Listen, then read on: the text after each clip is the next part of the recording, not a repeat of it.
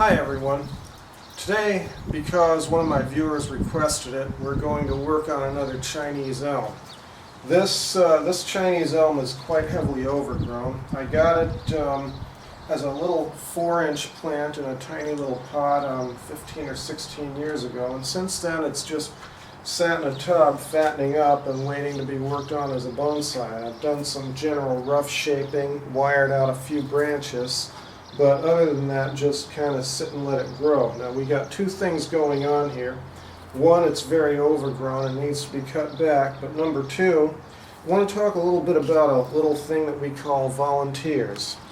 These little fellas growing in here are not really weeds. They're privet seedlings from the neighbor's privet tree, which hangs over my fence and drops berries. And what we can do is, this is basically bonsai for free here. We take these out, we pot them up, we grow them on for a while, and they can be made into bonsais. So I've got a bunch here, and I'll try to save as many as I can for group planting. So I'm just going to kind of dig down into the soil here and see what I can get out. Now privets fortunately are fairly tough in the roots, and I can just pull them and get a pretty good root mass here. And I have a little pot there already prepared for them. Oh, no, that one's not going to be. So I'm just going to keep trying here and see what I can get.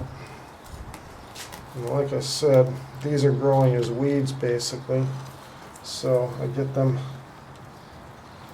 They have to come out of the bonsai pot sooner or later, and that one, we didn't get any roots with it.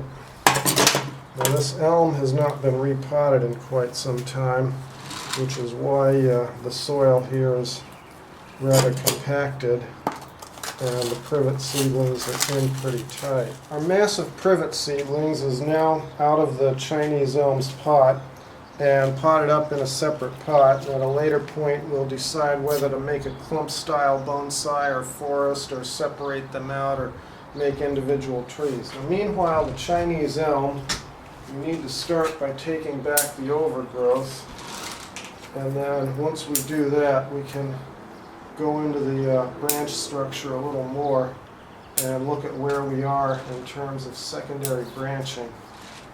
So I'm just going to take off all the overly long shoots where it's gone out of the rough bonsai shape that I put on it last year and in the previous years.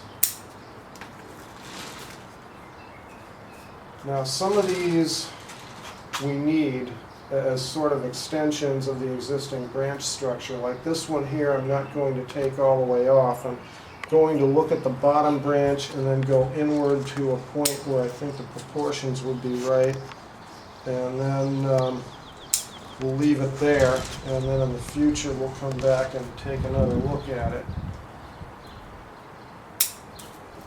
Some of these I may come back later. This is interesting.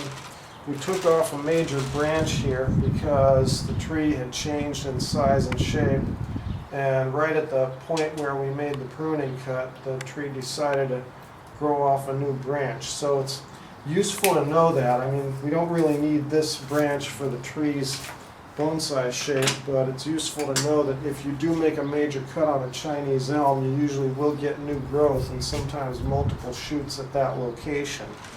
So for doing trunk chops and other major cuts, or if you have to take off an old branch that's too thick and replace it with a younger one, that's good to know. Now this just kind of goes in the wrong direction here, so we'll take that off. And then we'll just continue taking off some of our long shoots here. And then up top we've got some upper branch structure here, and I want to kind of take a careful look at some of this. Some of this we're going to want growth on to build future structure for the tree. Now typically with Chinese elm, if you have a really long shoot, you'll go back to one or two nodes and that's what you'll leave, and you'll get the future growth from the point where the leaf attaches to the stem. Just cleaning off a few of the spider webs here.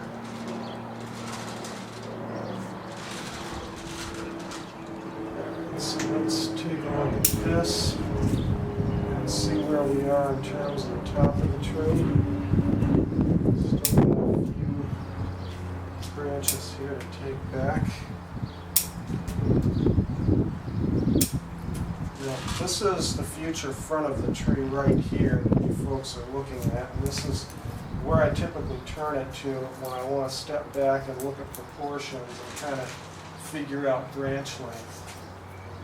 So up here around the apex, I'm going to take some of these back.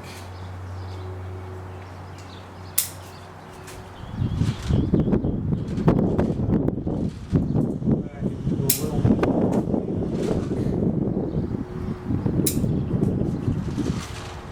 Alright, that's the removal of all the really long shoots that I've kind of gotten in the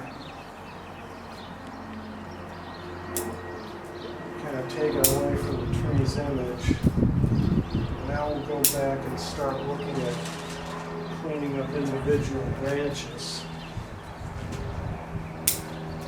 and see where we're at with secondary ramification. Now I need to step back and take a long view of the tree. Again, here's the front of it, so I'll typically step back a couple of feet and then I'll look at where I want the branches to be. Now at this point I'm going to do very little wiring.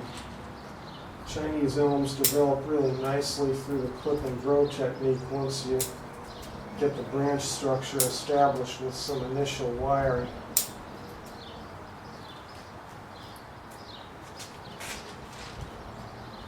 Oh, we got to take off the suckers growing from the base too. I forgot about that.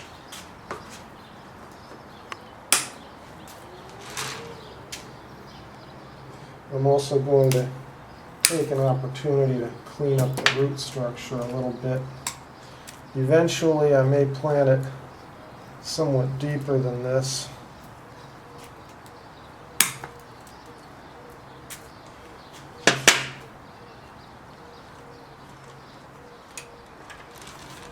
Alright, now I'm going to take one more look, do just a little bit of cleanup.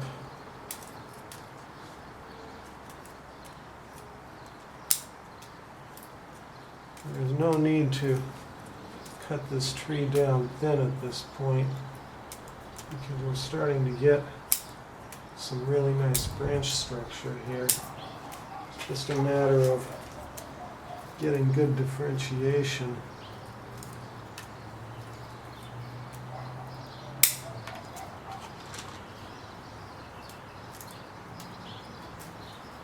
So now I'll go through and take out everything that goes straight down or straight up and kind of prevents the viewer from seeing the branch structure between the branches.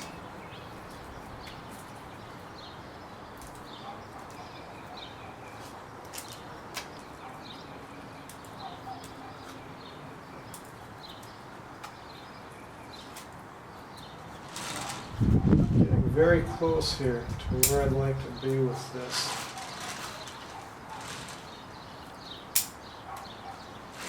Okay, that's a little too long and straggling.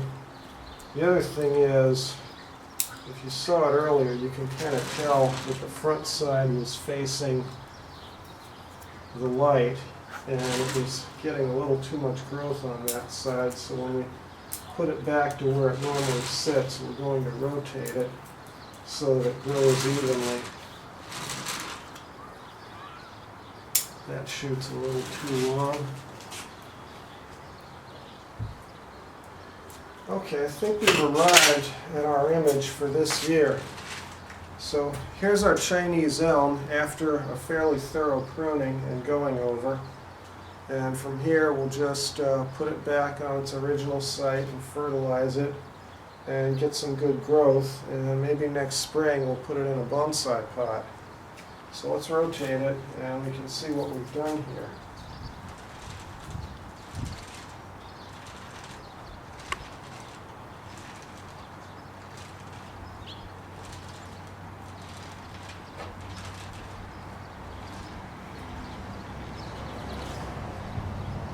Thank you for watching, folks.